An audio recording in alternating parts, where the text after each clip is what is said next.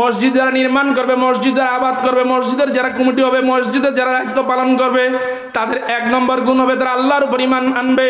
কোনো বেঈমান নাস্তিক, বেঈমান মুশরিক, হিন্দু বেঈমান, কাফের, মুশরিক, খ্রিস্টান, বৌদ্ধ মসজিদের কোনো গুরুত্বপূর্ণ দায়িত্ব, ইসলামের কোনো গুরুত্বপূর্ণ দায়িত্বের মধ্যে থাকতে পারবে না। 1 নম্বর গুণ, 1 নম্বর ক্যাটাগরি, মান আমানা বিল্লাহ, যারা আল্লাহর উপর ঈমান আনে, মান আমানা বিল্লাহি ওয়াল ইয়াউমিল আখির, পরকালের উপর বিশ্বাস স্থাপন করে। অর্থাৎ পরকালে আল্লাহর সামনে মুখ দেখাতে হবে, দুনিয়াতে গোপনে প্রকাশ্যে কত অপরাধ করি এর বিচারের সম্মুখীন হতে হবে, এই কথা যারা বিশ্বাস করে তারাই মসজিদে দায়িত্ব পালন করতে পারবে, মসজিদ কমিটির মধ্যে থাকতে পারবে।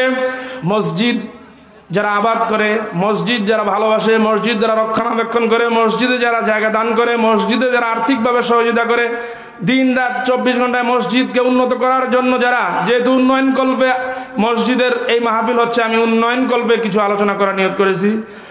সুতরাং আল্লাহ রাব্বুল আলামিন তাদের জন্য আখিরাতের মধ্যে অনেক সুযোগ সুবিধা ফ্যাসিলিটি দিয়েছেন, আমি হাদিসের আলোকে আপনাদের সামনে তুলে ধরব। রব্বুল আলামিন সূরাতুত তাওবার 18 নম্বর আয়াতের মধ্যে বলেন, মসজিদ যারা তারা নির্মাণ করে না, যারা তারা আবাদ করে না, মসজিদ যারা আবাদ করে তারা আল্লাহ পাকের নির্বাচিত এবং বাছাইকৃত ব্যক্তি। ইন্নামা ইয়ামুরু মাসাজিদাল্লাহি মান আমানা বিল্লাহি ওয়াল ইয়াউমিল আখির ওয়া আকামাস সালাতা ওয়া আতাজ যাকাতা ওয়া লাম ইয়াখশা ইল্লাল্লাহ, যাদের মধ্যে 5টি গুণ থাকবে তারাই কেবলমাত্র শুধুমাত্র মসজিদ নির্মাণ করতে পারে। 1 নম্বর গুণ আল্লাহ রাব্বুল আলামিন বললেন, মান আমানা বিল্লাহ, যারা আল্লাহর উপর ঈমান নিয়ে আসে, বিশ্বাস স্থাপন করে। আল্লাহর উপর ঈমান আনার অর্থ রাসূল কারীম সাল্লাল্লাহু আলাইহি ওয়াসাল্লাম সাহাবা একরামকে বললেন, আয়াতের তাফসীর না বুঝলে, এই আয়াতের অর্থ শুধু বুঝলে অর্ধেক বুঝে থাকবে আর অর্ধেক বুঝে আসবে না, মানে নবীকে বাদ দিবে, শুধু আল্লাহর উপর বিশ্বাস থাকবে। সাহাবা একরামকে আল্লাহ রাসূল বললেন, তোমরা কি জানো আল্লাহর উপর ঈমান আনার অর্থ কি? আল্লাহ রাব্বুল আলামিন নবীর মাধ্যমে জানিয়ে দিলেন, ও আমার সাহাবারা শুনো, আল্লাহর উপর বিশ্বাস ঈমান আনার অর্থ হলো যে ব্যক্তি এই কথার সাক্ষ্য দিবে যে আল্লাহ তাআলা ব্যতীত ইবাদতের উপযুক্ত আর কেউ নেই, সাথে সাথে এই কথাও বলবে হযরত মুহাম্মদুর রাসূলুল্লাহ সাল্লাল্লাহু আলাইহি ওয়াসাল্লাম আল্লাহ তাআলার বান্দা এবং রাসূল। কেউ আছে নবীকে বাদ দিয়ে শুধু আল্লাহকে নিয়ে টানাটানি করে? আল্লাহ পাক আল্লাহর রাসূলের মাধ্যমে জানিয়ে দিয়েছেন, মান আমানা বিল্লাহ, যারা আল্লাহর উপর ঈমান নিয়ে আসবে। এখানে কিন্তু নবীর কথা উল্লেখ নেই। তাফসীরের কিতাবের মধ্যে লিখেছেন, নবী করিম সাল্লাল্লাহু আলাইহি ওয়াসাল্লাম বলেছেন যে আল্লাহর উপর ঈমান আনার অর্থ হলো এই কথার সাক্ষ্য দিবে যে আল্লাহ ছাড়া অন্য কারোর কাছে মাথা নত করা যাবে না, আল্লাহ ছাড়া অন্য কেউ ইবাদতের উপযুক্ত নয়। সাথে সাথে এই কথার সাক্ষ্য দিবে যে নবী মুহাম্মদুর রাসূলুল্লাহ সাল্লাল্লাহু আলাইহি ওয়াসাল্লাম আল্লাহ তাআলার বান্দা এবং রাসূল।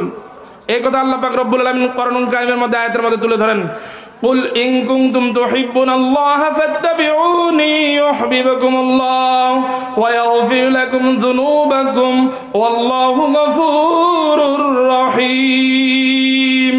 হে নবী, আপনি বলে দিন, আমি আল্লাহর যদি ভালোবাসা কেউ পেতে চায়, আমি আল্লাহকে যদি কেউ ভালোবাসতে চায়, সর্বপ্রথম যেন আপনি নবী মুহাম্মদকে আগে ভালোবাসেন, নবী মুহাম্মদের সুন্নতকে যেন আগে অনুসরণ করে, নবী মুহাম্মদুর রাসূলুল্লাহর আদর্শ যেন আদর্শবান হয়। আল্লাহ পাককে ভালোবাসার আগে আল্লাহর নবীকে ভালোবাসতে হবে। নবীকে মাইনাস করে আল্লাহকে পাওয়া সম্ভব। এক শ্রেণীর লোক আছে নবীর কোনো হিসাব ধারে না, শুধু আল্লাহকে আর মারাফাতিল লাইনে এগিয়ে গিয়েছে, নবীর সুন্নতকেও বাদ দেয়। এখানে আয়াতের মধ্যে আবার বলছে মান আমানা বিল্লাহ, যারা আল্লাহর উপর ঈমান আনে, নবীর কথা তো বলেন নেই। অন্য হাদিসের কোরআনের ব্যাখ্যা হলো হাদিস, হাদিস মানতে হবে, হাদিস জানতে হবে। সুতরাং শুধু যদি আমরা কোরআনের এই আয়াতের উপর আমল করি যে আল্লাহর উপর ঈমান আনতে হবে, নবীর উপর নয়, নবী করিম সাল্লাল্লাহু আলাইহি ওয়াসাল্লাম অন্য হাদিসের মধ্যে এটা শিক্ষা দিয়েছেন। মসজিদ যারা নির্মাণ করবে, মসজিদ যারা আবাদ করবে, মসজিদের যারা কমিটি হবে, মসজিদের যারা দায়িত্ব পালন করবে, তাদের 1 নম্বর গুণ হবে তারা আল্লাহর উপর ঈমান আনবে। কোনো বেঈমান নাস্তিক, বেঈমান মুশরিক, হিন্দু বেঈমান, কাফের, মুশরিক, খ্রিস্টান, বৌদ্ধ মসজিদের কোনো গুরুত্বপূর্ণ দায়িত্ব, ইসলামের কোনো গুরুত্বপূর্ণ দায়িত্বের মধ্যে থাকতে পারবে না। 1 নম্বর গুণ, 1 নম্বর ক্যাটাগরি, মান আমানা বিল্লাহ, যারা আল্লাহর উপর ঈমান আনে, মান আমানা বিল্লাহি ওয়াল ইয়াউমিল আখির, পরকালের উপর বিশ্বাস স্থাপন করে। অর্থাৎ পরকালে আল্লাহর সামনে মুখ দেখাতে হবে, দুনিয়াতে গোপনে প্রকাশ্যে কত অপরাধ করি এর বিচারের সম্মুখীন হতে হবে, এই কথা যারা বিশ্বাস করে তারাই মসজিদে দায়িত্ব পালন করতে পারবে, মসজিদ কমিটির মধ্যে থাকতে পারবে। ওয়া আতাজ যাকাত, ওয়া আকামাস সালাহ। 3 নম্বর গুণ হলো মসজিদ কমিটি যারা মসজিদের দায়িত্ব পালন করবে তারা নামাজ কায়েম করবে, নামাজ প্রতিষ্ঠা করবে, নিজে নামাজ পড়বে। কোনো বেনামাজি মসজিদ কমিটির দায়িত্ব থাকতে পারবে না, অর্থাৎ তাকে নামাজি হতে পারবে। শুধু তাই নয়, মসজিদ কমিটির মধ্যে যারা থাকবে তারাও নামাজ পড়বে, যারা মসজিদের মুসল্লি হবে তারাও নামাজ পড়বে। ঠিক কিনা বলেন? যারা নামাজ পড়বে না, নামাজের কথা আসলো, 1-2 মিনিটে আমি নামাজের বিষয়ে আলোচনা করি, এই বিষয়টার উদ্দেশ্য নয়। সূরাতুল মুদ্দাসসিরের মধ্যে আল্লাহ রাব্বুল আলামিন বলেন ফি জান্নাতি ইয়াতাসাআলুন। পাশে আমাদের হাফেজ সাহেব বসে আছে, কোরআন থেকে তাফসীর করতেছে। কেচ্ছা কাহিনী আমি বলতেছি না, আপনি যতক্ষণ সময় বসবেন আমি কোরআন হাদিস থেকে আলোচনা করবো ইনশাআল্লাহ। ফি জান্নাতি ইয়াতাসাআলুন।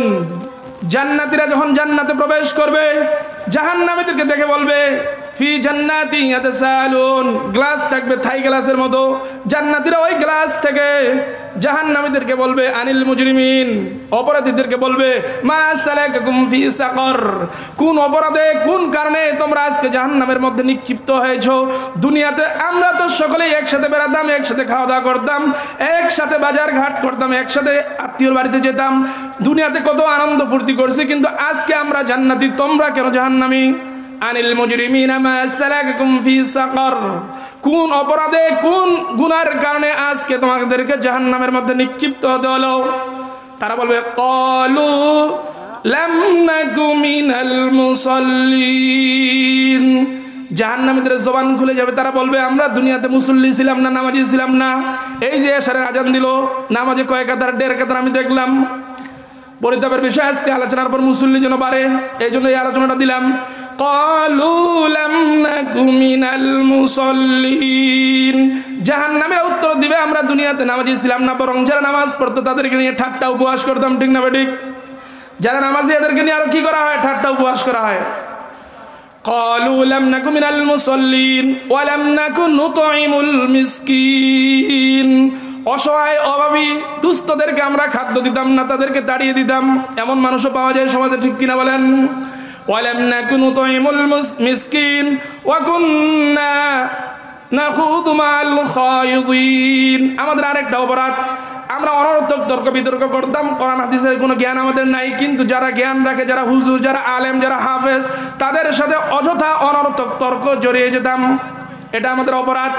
وَكُنَّا نَخُوضُ مَعَ الْخَائِضِينَ وَكُنَّا نُكَذِّبُ بِيَوْمِ الدِّينِ। আমরা কিয়ামত দিবসকে অস্বীকার করতাম, পরকালে আল্লাহর সামনে যে আমাদেরকে জবাবদিহিতা করতে হবে, কবরের আযাব যে আছে, পুলসিরাতের উপর দিয়ে পার হতে হবে, এই সকলগুলোকে আমরা অস্বীকার করতাম। হাত্তা আতানাল ইয়াকিন। এই সকল কথা বলতে বলতে, অস্বীকার করতে করতে আমাদের কাছে মওত চলে আসলো, আজরাইল আলাইহিস সালাতু ওয়াস সালাম চলে আসলো, আমাদের মৃত্যু হয়ে গেল। এই সকল অপরাধের কারণে আজকে আমরা জাহান্নামী। সুতরাং নামাজ না পড়লে 1 নম্বর অপরাধ, জাহান্নামীরা বলবে আমরা দুনিয়াতে নামাজ পড়তাম না। যাও, যারা মসজিদ আবাদ করবে তাদের 3 নম্বর গুণ হলো আকামাস সালাহ, নামাজ কায়েম করবে। কোনো বেনামাজি মসজিদ কমিটির মধ্যে থাকতে পারবে না, কোনো সুদখোর মসজিদ কমিটির মধ্যে থাকতে পারবে না। তাদেরকে ইসলাহ হতে হবে, সংশোধন হতে হবে, তাদের সুদি কারবার বাদ দিতে হবে, তাদেরকে নামাজ পড়তে হবে। ওয়া আতাজ যাকাত, এবং মসজিদ আবাদকারী কমিটিদের যাকাত প্রদান করতে হবে, যাদের উপর যাকাত ফরজ হয়েছে। মসজিদ কমিটির মধ্যে যাকাতের বিষয়টা এই জন্য আসলো, এরা যখন স্বাবলম্বী হবে, নিজে যাকাত দিয়ে মানুষকে, তখন মসজিদের টাকা তারা কোনোদিন আত্মসাৎ করবে না। এটাও একটা অন্যতম হিকমত। যারা যাকাত প্রদান করে এমন ব্যক্তিদের মসজিদ কমিটির মধ্যে অন্তর্ভুক্ত করা হলে এরা কোনোদিন মসজিদের টাকা পয়সা আত্মসাৎ করবে না। ঠিক কিনা বলেন? এই জন্য আল্লাহ রাব্বুল আলামিন মসজিদ কমিটির 4 নম্বর গুণ বললেন ওয়া আতাজ যাকাত, তারা যাকাত প্রদান করবে যাদের উপর যাকাত ফরজ হয়েছে। ওয়ালাম ইয়াখশা ইল্লাল্লাহ, মসজিদ কমিটির 5 নম্বর গুণ হলো তারা আল্লাহ ছাড়া কাউকে ভয় করবে না। তাফসীরে মারুফুল কোরআনের মধ্যে লেখেন, আল্লাহকে ছাড়া কাউকে ভয় না করার উদ্দেশ্য হলো, মানুষ স্বভাবগত সাপকে ভয় করে কিনা বলেন? হিংস্র প্রাণী বাঘ ভয় করবে কি করবে না? বাঘের সামনে আপনি থাকলে তো খেয়ে ফেলবে, তাহলে বাঘকে তো ভয় করে। এর অর্থ হলো দুনিয়ার কাউকে ভয় করে আল্লাহর হুকুম পালন করা থেকে বিরত না থাকা।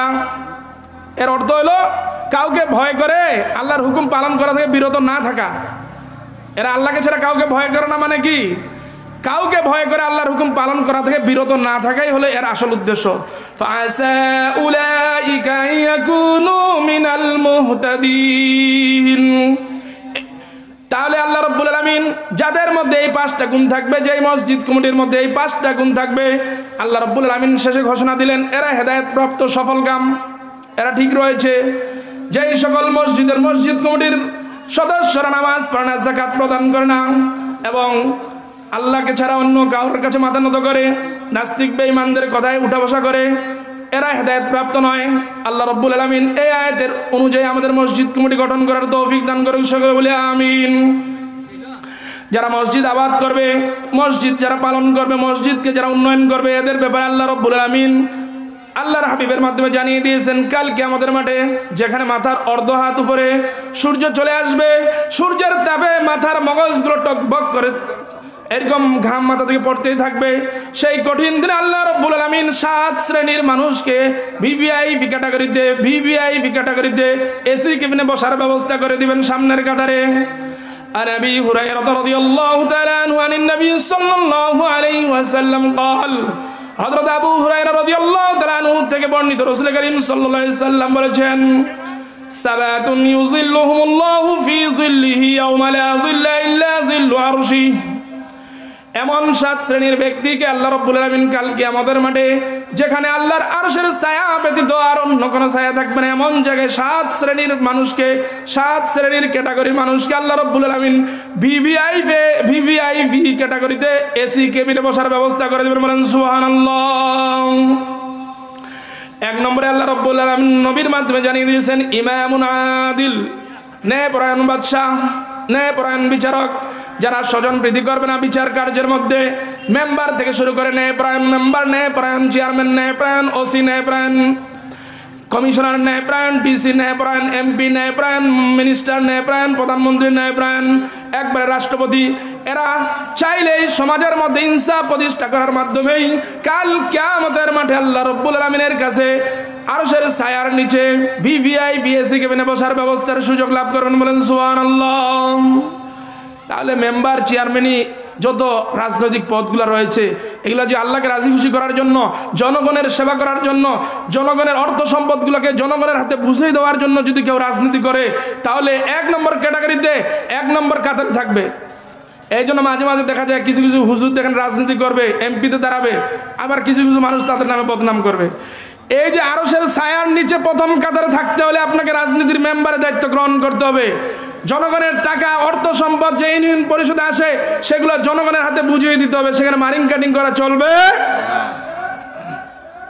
যারা মারিং কাটিং করবে তারা আরশের ছায়ায় স্থান পাবে না।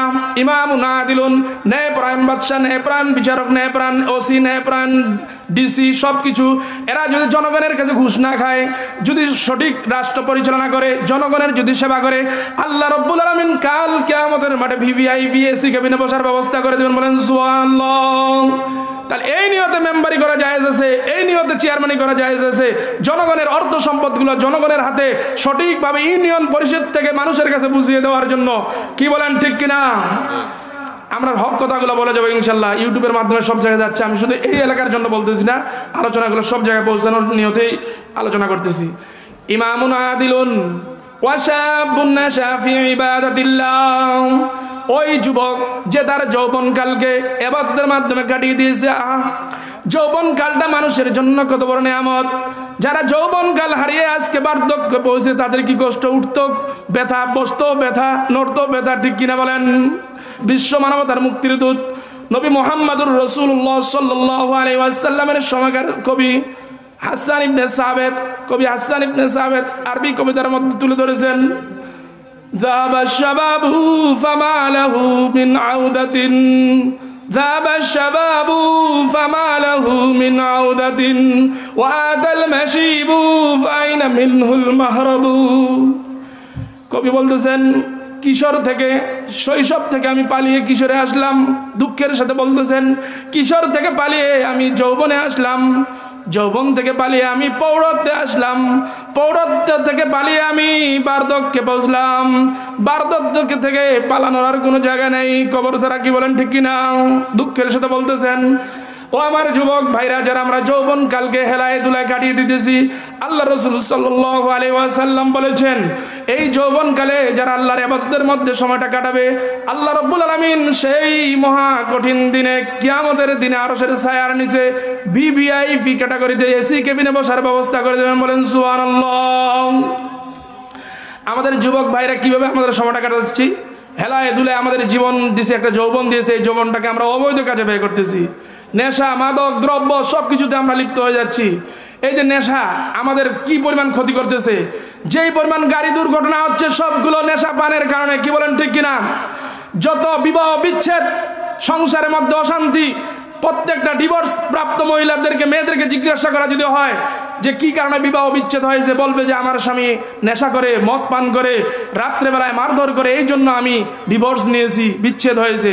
সব আমাদের অভিশাপ হলো এই নেশা, যুবক সমাজকে ধ্বংস করে দিয়েছে।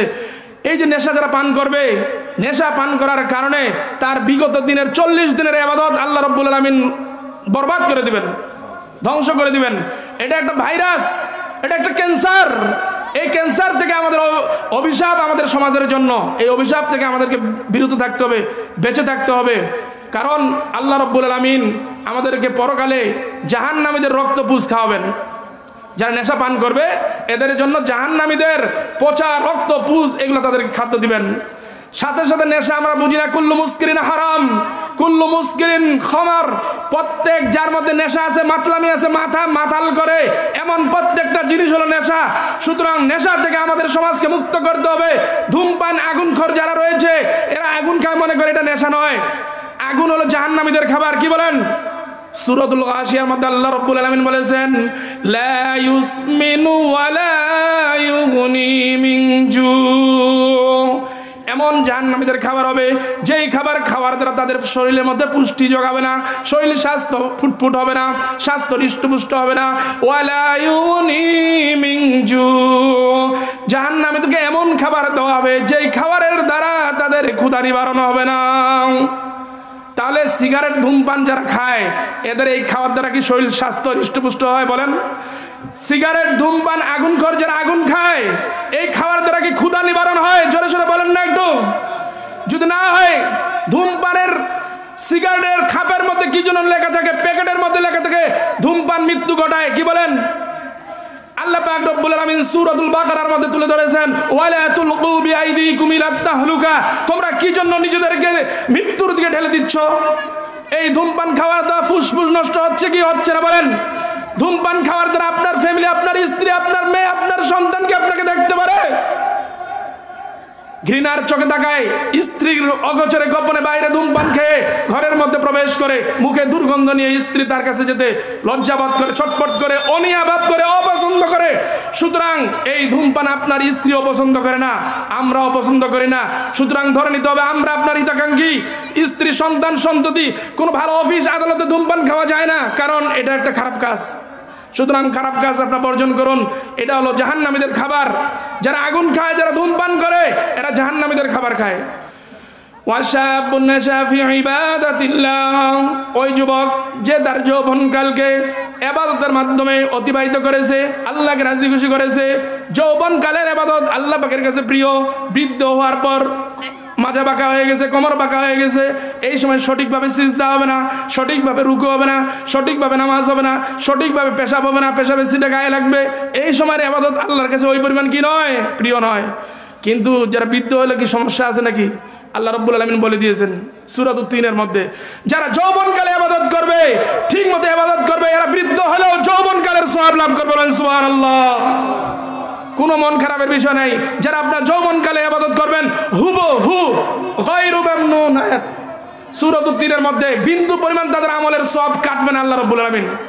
ফালাহুম আজরুন গায়রু মামনুন, তাদের জন্য প্রতিদান থাকবে গায়রু মামনুন। যৌবনকালে যেই পরিমাণ আল্লাহকে খুশি করেছে, বৃদ্ধকালে অসুস্থ হয়ে গেছে, হুঁশ নাই, আল্লাহ পাক মৃত্যু কবরে ঢোকার আগ পর্যন্ত যৌবনকালের সওয়াব দিবেন। বলেন সুবহানাল্লাহ। তাহলে আপনার যৌবনকালে ভালো করে ইবাদত যদি করেন, বৃদ্ধকালে অকজ হয়ে গেল বোনাস পাবেন, ঠিক কিনা বলেন? এই জন্য যুবক ভাইদেরকে বলতেছি, আপনার এই যৌবনকালকে গোল্ডেন অপরচুনিটি হিসাবে, সোনার সুযোগ হিসাবে আপনারা ইবাদত বন্দেগীর মাধ্যমে কাটিয়ে দেন, তাহাজ্জুদের মাধ্যমে কাটিয়ে দেন।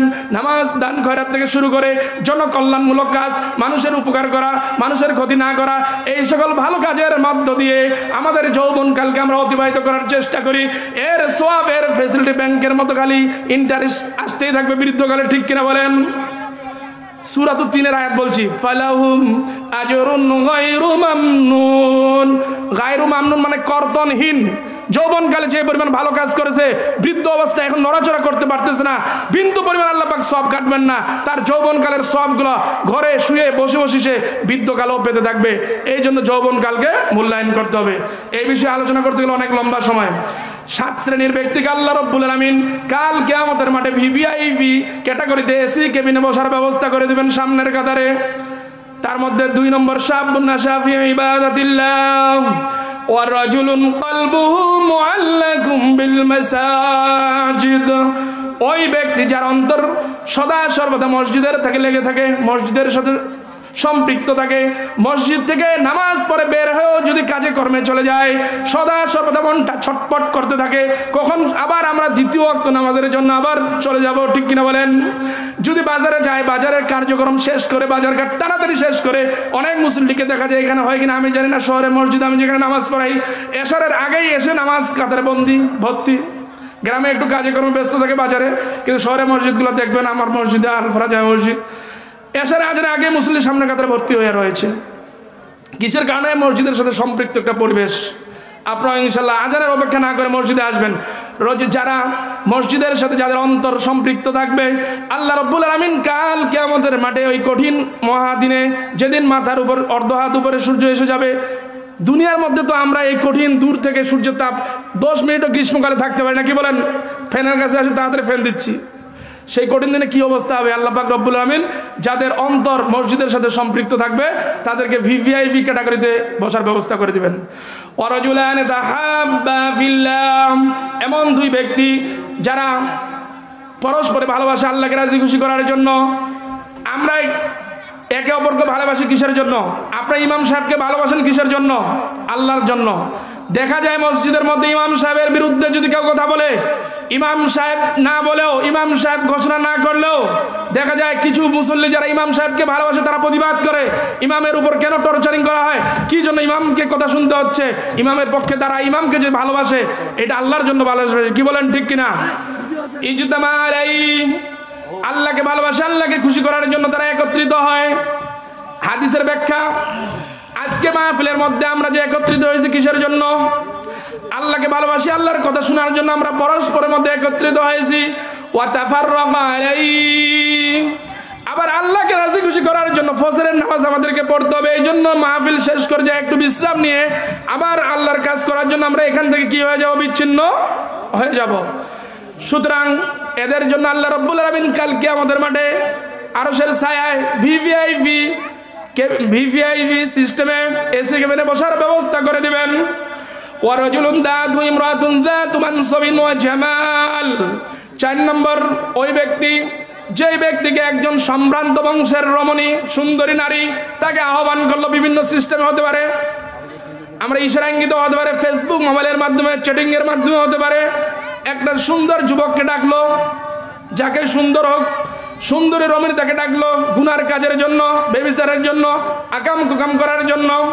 রাজুলুন দাতু ইমরাতুন দাতু মানসাবিন ওয়া জামাল, ওই উত্তরে ওই যুবক, ওই পুরুষ বলল, ফাকালা ইন্নী আখাফুল্লাহ, সে বলল আমি আল্লাহকে ভয় করি, আল্লাহর ভয়ে আমি এই কাজ করতে পারবো না। এই ব্যক্তিকে আল্লাহ রাব্বুল আলামিন কাল কিয়ামতের মাঠে আরশের ছায়ায় ভিভিআইপি সিস্টেমে এসি কেবিনের মধ্যে বসার ব্যবস্থা করে দিবেন।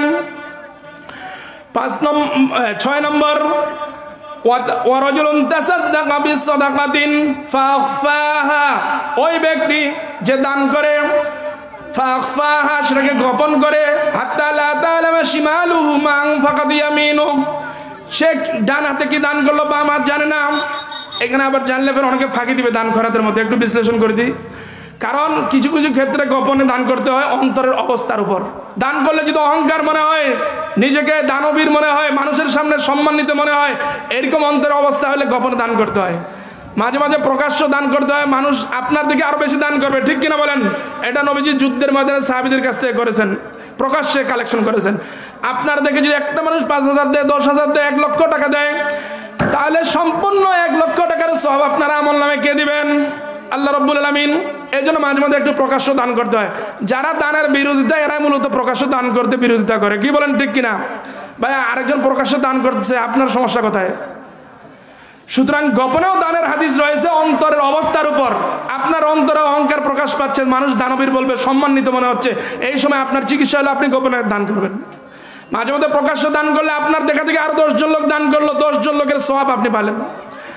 ওয়া তাসাদদাকা ওয়া রাজুলুন তাসাদদাকা বিসাদাকাতিন, আরেকটা হলো ওয়া রাজুলুন যাকারাল্লাহ খালিয়ান ফাফাদাত আইনা।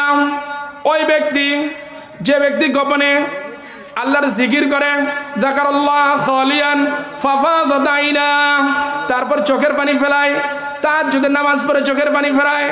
কারণ জিকির এবং এলেমের সাথে সাথে আমাদেরকে কি করতে হবে? আল্লাহর স্মরণ, আল্লাহর জিকির লাগবে। এলেম যখন আমরা অর্জন করতে পারবো, আর এলেমটা বাস্তবায়নটা হলো জিকির। জিকির মানে স্মরণ। আপনি জানেন এখন এই ইবাদত করতে হবে, অসরের সময় অসর দিতে হবে, যাকাতের সময় যাকাত দিতে হবে, এই জ্ঞান আপনার অর্জন হলেই আপনি বাস্তবায়ন করার নামে হলো জিকির।